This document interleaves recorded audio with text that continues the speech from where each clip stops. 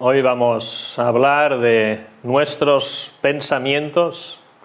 Muchos cristianos o cristianas, cuando oyen el título Nuestros pensamientos, sin lugar a dudas, piensan en Isaías 55, versículos 8 y 9. Porque mis pensamientos no son vuestros pensamientos, ni vuestros caminos mis caminos, dijo Jehová. Como son más altos los cielos que la tierra, así son mis caminos más altos que vuestros caminos, y más pensamientos y mis pensamientos más que vuestros pensamientos.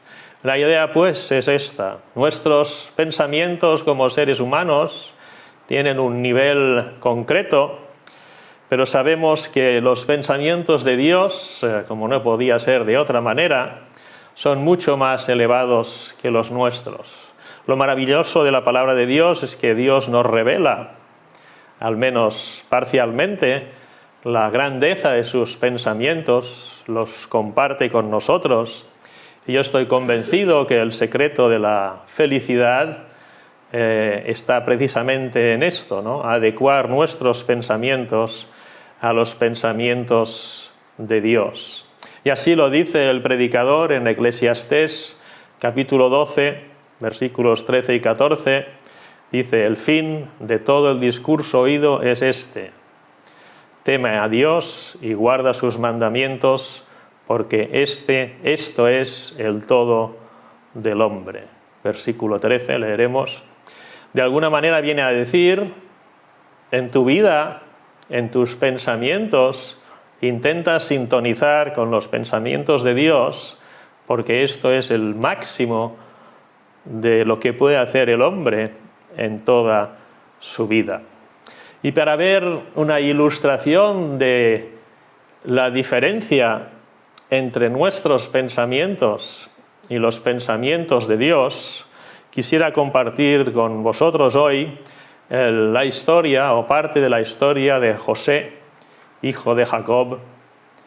Vemos los pensamientos de José, vemos los pensamientos de Jacob, su padre, vemos los pensamientos de sus hermanos, por un lado y por un nivel, pero por otro lado vemos los pensamientos de Dios, que son absolutamente espectaculares.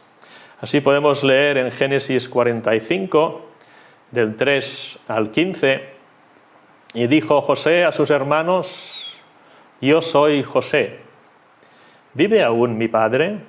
Y sus hermanos no pudieron responderle porque estaban turbados delante de él. Entonces dijo José a sus hermanos: acercaos ahora a mí. Y ellos se acercaron, y él dijo: yo soy José, vuestro hermano, el que vendisteis para Egipto. Ahora pues, no os entristezcáis ni os pese de haberme vendido acá, porque para preservación de vida me envió Dios delante de vosotros. Pues ya ha habido 2 años de hambre en medio de la tierra, y aún quedan 5 años en los cuales ni habrá arada ni siega. Y Dios me envió delante de vosotros para preservaros posteridad sobre la tierra y para daros vida por medio de gran liberación. Así pues, no me enviasteis acá vosotros, sino Dios, que me ha puesto por padre de Faraón y por señor de toda su casa y por gobernador en toda la tierra de Egipto. Daos prisa, id a mi padre y decidle: así dice tu hijo José, Dios me ha puesto por señor de todo Egipto, ven a mí, no te detengas. Habitarás en la tierra de Gosén y estarás cerca de mí, tú y tus hijos y los hijos de tus hijos, tus ganados y tus vacas y todo lo que tienes. Y allí te alimentaré, pues aún quedan 5 años de hambre, para que no perezcas de pobreza tú y tu casa y todo lo que tienes. He aquí vuestros ojos ven y los ojos de mi hermano Benjamín, que mi boca os habla. Haréis pues saber a mi padre toda mi gloria en Egipto y todo lo que habéis visto, y daos prisa, traed a mi padre acá. Y se echó sobre el cuello de Benjamín su hermano y lloró, y también Benjamín lloró sobre su cuello. y besó a todos sus hermanos y lloró sobre ellos, y después sus hermanos hablaron con él. Una situación muy emotiva. Los hermanos de José tenían razones para pensar que José estaría enfadado con ellos, y ahora ven que José tiene mucho poder, está casi gobernando Egipto entero desde algún punto de vista, y tienen miedo de la revancha de José. Pero en cambio José les dice: no os preocupéis, Dios tenía sus planes, es decir, los pensamientos de Dios eran diferentes de vuestros pensamientos, y los abraza, los besa, habla con ellos. Algo absolutamente maravilloso, ver una reconciliación tan poco probable en el mundo humano. Pero me gustaría volver atrás y hacer un poco de contexto sobre la familia de Jacob. Jacob es el padre de José y es el padre de sus hermanos, evidentemente. Y José creo que tiene 10 hermanos antes de él, más o menos, y estos tenían una mala fama en su pueblo increíble por lo mal que trabajaban, lo malas personas que eran. Y el padre, como que José era hijo de la mujer que él amaba desde el primer día y que le habían engañado, bueno, sabéis más o menos la historia, etcétera, pues hacía como un favoritismo, demostraba a los demás que José era su hijo predilecto, su hijo favorito. Además de esto, José, que era menor que ellos, sabiendo de la mala fama de ellos y lo mal que se comportaban por ahí, pues se entretenía a hacer de chivato e ir a contar a su padre las cosas que hacían sus hermanos cuando iban a trabajar al campo. Y ya para acabarlo de arreglar todo esto, José tenía sueños de grandeza y los compartía con su familia y decía: mira, he soñado, prácticamente les decía, he soñado que todos vosotros os arrodillaréis delante de mí y me daréis honor. Y cada vez pues estos hermanos le tenían más rabia, e incluso su padre en alguna ocasión le dijo: oye, cállate, ¿qué estás diciendo? ¿De qué vas? ¿Tú crees que nosotros vamos a postrarnos delante de ti? Y esto es lo que pasó más adelante.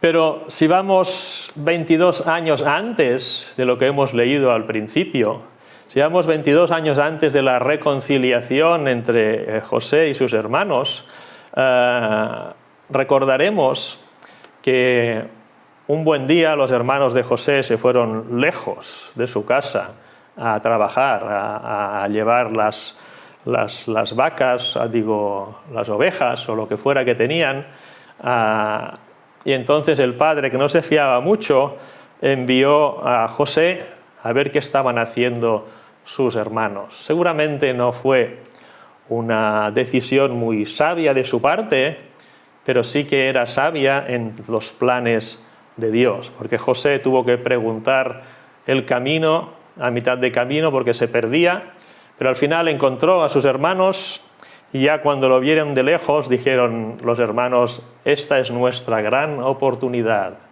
vamos a matar a José. Y Rubén pensó que esto no era muy bueno y dijo: echémosle en esta cisterna, porque él pensaba: después iré yo, lo sacaré y lo salvaré de la muerte. Y entonces lo echaron en una cisterna, y cuando ya no sabían muy bien qué hacer, vieron de lejos unos comerciantes de esclavos y dijeron: esta es la nuestra, no lo mataremos, pero lo venderemos. Y Rubén no estaba allí, no se enteró, y ellos vendieron al niño, a José, a los comerciantes de esclavos, y esto fue un terrible dolor para su padre. Ellos cogieron la ropa de José, la llenaron de sangre de un animal que mataron y le dijeron: tu hijo ha muerto. Rubén se enfureció con sus hermanos, dijo: ¿dónde está el chico? El chico ha desaparecido de la cisterna. Y entonces se lo contaron, pero ya era demasiado tarde y se cayó e hicieron sufrir a su padre un dolor terrible 2 años. José seguramente era inocente, es vendido como esclavo, lo cual no debería ser muy bonito en aquella época, pero va a trabajar en casa de un egipcio importante y parece que las cosas van bien porque Dios estaba con él y Dios en sus pensamientos, de acuerdo con sus planes, bendecía todo lo que José hacía, hasta que llega un día que la mujer del jefe de José se enamora de él y él no le hace caso, por lo tanto ella finge que que él ha intentado abusar de ella y entonces su jefe pone a José en la cárcel. Y uno se pregunta, ¿es esto justo? Los hermanos lo venden injustamente, él trabaja bien, lo hace todo perfectamente, pero su jefe lo echa en la cárcel acusado de algo que él no ha hecho. Pero Dios tenía sus pensamientos, ya sabéis cómo va el tema. Poco a poco él va prosperando en la cárcel, ayuda a 2 colegas suyos presos, les interpreta unos sueños y tal, y les dice, cuando te vaya bien la vida, acuérdate de mí, y ellos se olvidan. Y en todo esto uno se pregunta, ¿por qué? ¿Por qué José tuvo que pasar toda esta vida, todos estos malos tratos de sus hermanos, la venta de sus hermanos como esclavo? ¿Por qué cuando le iba bien tenía que salir de este problema, una acusación falsa y echarlo en la cárcel? Etcétera, etcétera. ¿Por qué? ¿Cuántas veces nosotros, con nuestros pensamientos, nos preguntamos el porqué de los pensamientos de Dios? Y muchas veces caemos en algo que es un espacio muy terrible que no podemos permitirnos. Empezamos a juzgar a las personas. Esto le pasa porque sus hermanos son malvados. Como sus hermanos son malvados, pues le hacen la vida imposible y él se lo pasa fatal. Tal vez podemos pensar que la culpa la tiene el padre por cómo crió a sus hijos mayores, cómo hizo favoritismo con el menor, de manera que le tenían mucha rabia, y entonces José tuvo que pagar los errores de su padre. O tal vez podemos pensar que José era arrogante, se creía superior y que por lo tanto por esto Dios le castiga. Todos estos pensamientos que vemos a menudo a nuestro alrededor, incluso entre creyentes, Dios te ha castigado por esto o por aquello, son pensamientos de nivel humano, son pensamientos de las personas. Pero si seguimos leyendo el relato nos daremos cuenta que los pensamientos de Dios son muy diferentes en esta situación. Si bien es cierto que José sufre cosas terribles en su vida, nada de lo que sufre es para expiar su pecado, nada de lo que sufre es por culpa de los pecados de su padre o de sus hermanos, sino simplemente es de acuerdo con los pensamientos de Dios, que son mucho más altos que nuestros pensamientos. Y esto lo veremos si volvemos a leer, por ejemplo, el versículo 5 de Génesis 45. Ahora pues, no os entristezcáis. Es José que está hablando con sus hermanos. Sus hermanos, como que él estaba disfrazado de egipcio y les hablaba en egipcio y había un traductor que les traducía en su lengua, etcétera, etcétera, no le habían reconocido. Pero al cabo de tanto tiempo de este paripé, al final José les dice, yo soy José, vuestro hermano. ¿Vive mi padre? Y entonces ellos se quedan mudos de miedo. Y él dice, ahora pues no os entristezcáis ni os pese de haberme vendido acá. Está diciendo, no os sepa mal todo lo que me habéis hecho, todo el dolor que me habéis causado, porque para preservación de vida me envió Dios delante de vosotros.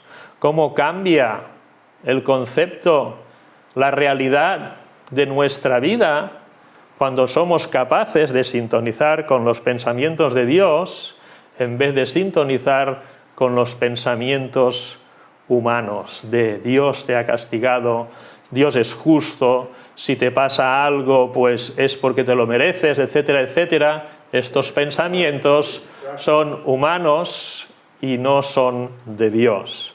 José sí que sintoniza con los pensamientos de Dios y dice: Dios, me envió Dios delante de vosotros para preservación de vida. Todo lo que sufrió José no era porque alguien era malo, sino era para los fines divinos de guardarlos con vida a una familia a quienes él mismo les había prometido una gran descendencia. Si no hubiera pasado todo esto de José, Jacob y sus hijos hubieran muerto de hambre, se hubiera acabado la estirpe. En cambio, Dios, en sus planes, en sus pensamientos mucho más altos que nuestros pensamientos, ha previsto un plan de salvación que pasa por todos los sufrimientos de José.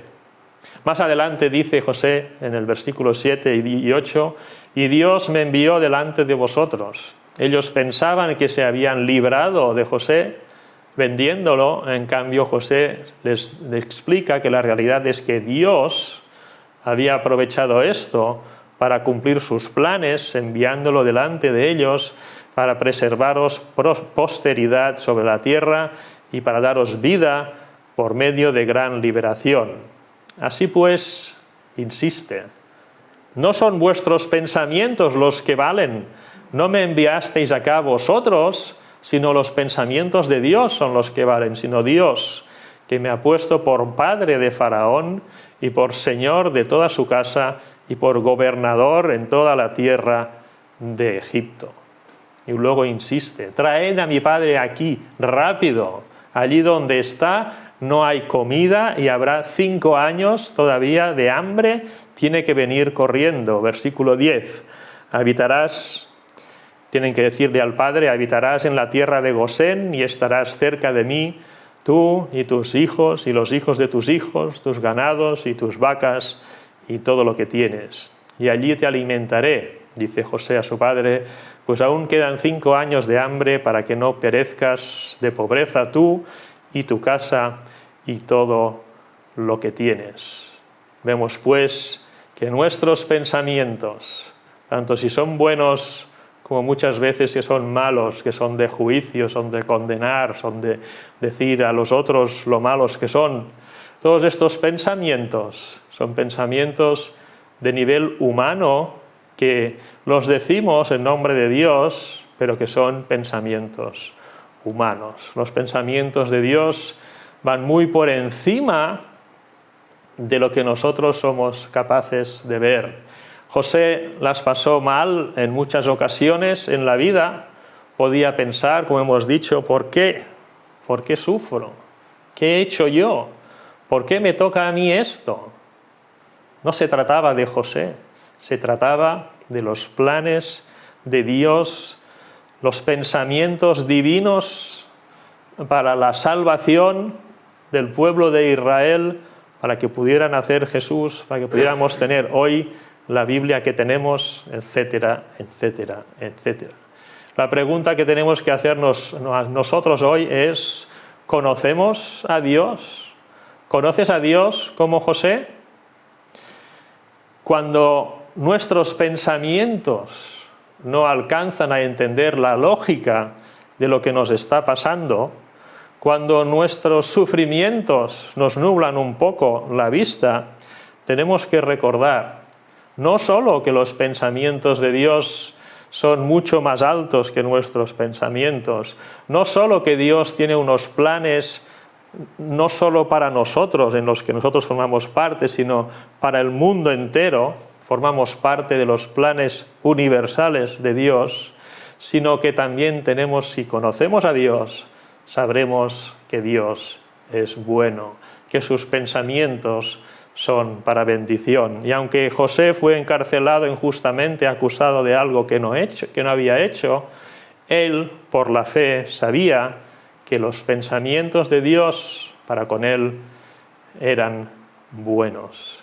Necesitamos, pues, tanto si entendemos a Dios como no, necesitamos confiar en la bondad de Dios. ¿Y por qué digo esto? Porque después de 22 años terribles para José, se da a conocer a sus hermanos, viene su padre, viven prósperamente en Egipto en lugar de morirse de hambre allí donde estaban, pero un buen día el padre muere. Es anciano, él mismo dice, mis días son pocos y malos, pero en realidad Dios le había bendecido grandemente.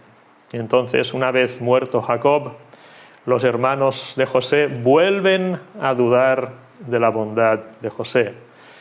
Capítulo 50 de Génesis, del 15 al 21. Viendo los hermanos de José que su padre era muerto, dijeron, quizá nos aborrecerá José y nos dará el pago de todo el mal que le hicimos. Es curioso, José había hecho borrón y cuenta nueva de todo el mal que le habían hecho sus hermanos, pero sus hermanos todavía no habían hecho borrón y cuenta nueva en su propio corazón. Y dijeron, este José tal vez nos ha respetado porque Jacob estaba vivo, pero ahora que nuestro padre ha muerto, ahora es capaz de hacernos pagar todo el mal que merecemos. Y enviaron a decir a José, tu padre mandó antes de su muerte diciendo, así diréis a José, te ruego que perdones ahora la maldad de tus hermanos y su pecado, porque mal te trataron, por tanto ahora te rogamos que perdones la maldad de los siervos del Dios de tu padre. Y José lloró mientras hablaban. No habían entendido el amor de José para con ellos. No habían entendido el perdón de José para con ellos. Y al oír estas palabras que le recuerdan a su padre, le hacen como chantaje emocional, si quieres ser digno hijo de tu padre tienes que perdonarnos, él llora. ¿Cuántas veces nosotros tratamos así a Dios? ¿Cuántas veces cuando nuestros pensamientos no entienden lo que nos está pasando, en lugar de confiar en la bondad de Dios, empezamos a dudar de la bondad de Dios y pensamos que Dios nos está tratando mal? Entonces José, al oír estas palabras de sus hermanos, lloró. Vinieron también sus hermanos, versículo 18, y se postraron delante de él y dijeron, henos aquí por siervos tuyos. No se consideran dignos de ser llamados sus hermanos. Tampoco nosotros somos dignos de ser llamados hijos de Dios, pero Él quiere que seamos sus hijos. Y le respondió José, no temáis.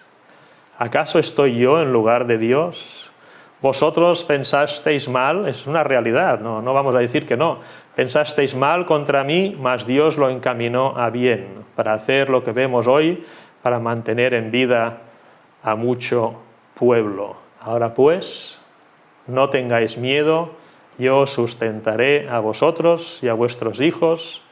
Así los consoló y les habló al corazón. Y esto es lo que hace Dios con cada uno de nosotros.